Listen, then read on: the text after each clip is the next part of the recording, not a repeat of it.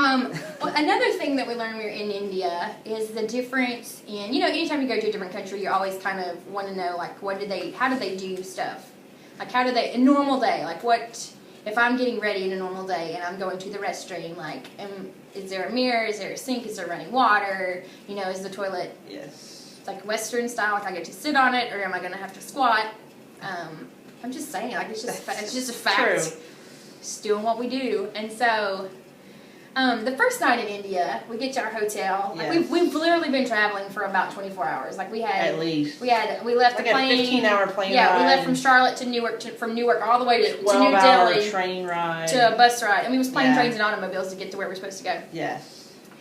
And so Rachel and I are rooming in the same room, and it's late, and we're jet lagged. Mm-hmm. And so I'm like, well, I'm just gonna take a shower, assuming the hotel will have a showers. Yeah, like, or just something that I can, like, figure out. Won't take, like, I'm like, okay, this is how you, this clean is how yourself. You work it. Yeah. Simple. Yeah. So what happened, Rach? So the shower in the hotel, the first hotel we stayed at, was basically just a bucket of water and a hose with a little, really wasn't even a shower head. It's like like a nozzle that you basically just spray your body off and, clean and everything. So that took some getting used to using. We had to experiment different ways to do that. So, so we both get our showers, and everything is wet because there's no like bathtub or curtain or anything like that. It's just basically, sink, bucket of water, and toilet. So you just get everything wet in the bathrooms. But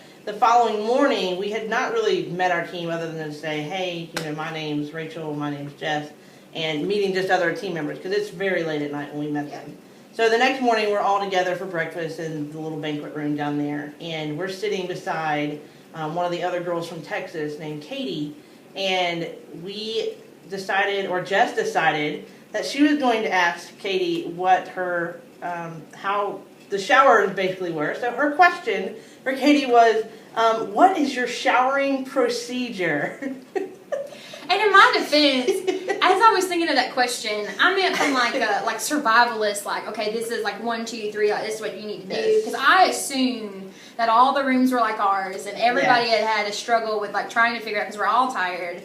And then being like, oh, well, we figured out, or maybe I read something on the internet before I came, like, this is the way you're supposed to do it. I didn't mean it as I'm like, when you get in a shower, what do you do? Soap, and then you get the shampoo. Like I'd never taken a shower before. And she took it that way. She just goes, like, that was her face. How do I respond to this question? And I've literally like just introduced myself. I'm like, hi, I'm Jess. What are your shower routines?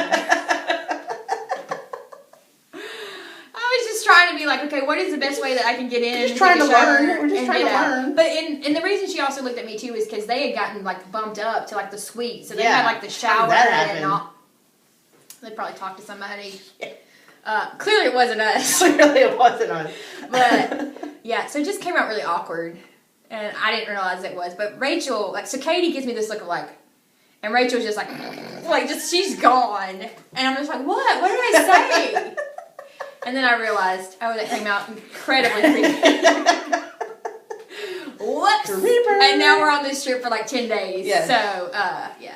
But I guess it was a good thing, because now they know, hey, don't always take her for the first thing that comes out of her mouth.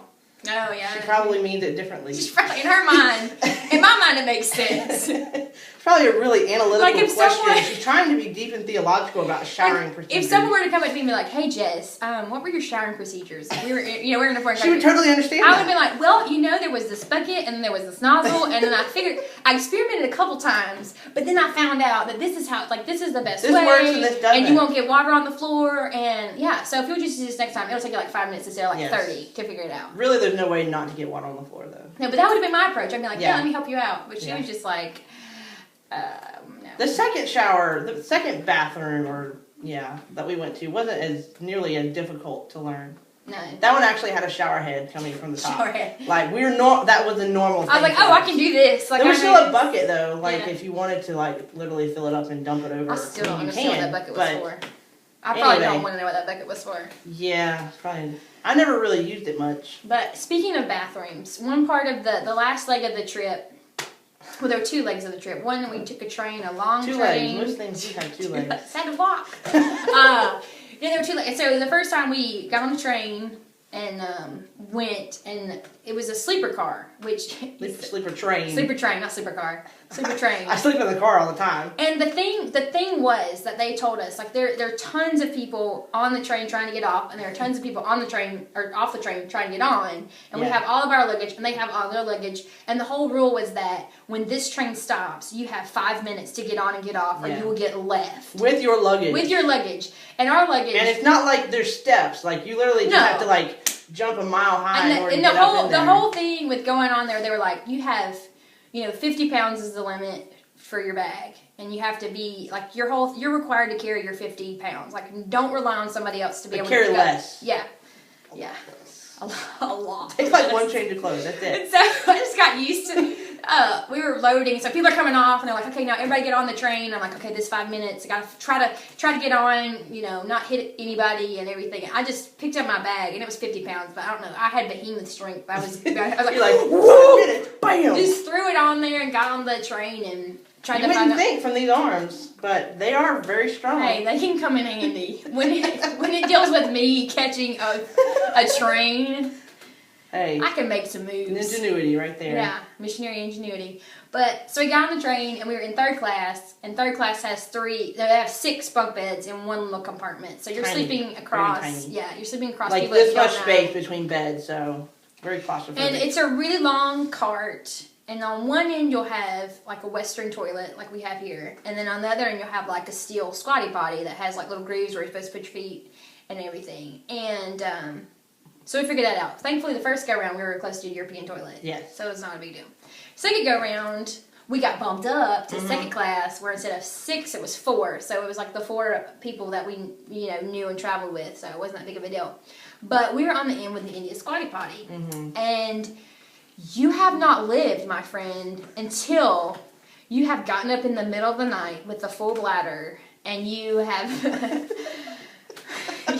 made it to the India Squatta Potty. That's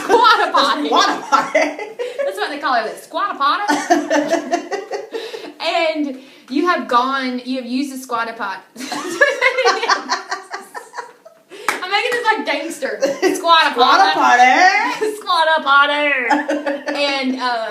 And used it while the vehicle's in motion. It's the equivalent. It's like playing Russian roulette. I mean, you just. Is it gonna hit? Is it gonna hit? Are we gonna? Am I gonna be wearing this whenever I go back to my bunk, or am I gonna be successful and make it? There's nothing to hold on to. There's rails there. This but is it's like, do I really want to touch those? This is you. So you're like trying to balance yourself while you're trying to pee through the Squatta Potty. Say it right. And so then you can hold on to the handles, but you're really not sure what has touched those handles. So, or what? You have to discern. Discernment. Yeah, that's how you use that word. You have to pray to God. Yeah, before you touch things. You have to say, "Dear Jesus, be with my immunity system, kill these germs, do what you got to do so I don't die here in this restroom on the train that's moving." Yeah. That was interesting. Yeah, but it was an experience, and hey, we can associate with people who live life. Have ridden a sleeper train in India. Yeah, that was my first experience riding a train in general. I'd never ridden a train before. Now you had to slept on it. Yeah, now I mean it can only go uphill from here, right? Once you done that. I have started at the bottom. Let's go to the top. Started at the bottom. Now American trains. American trains.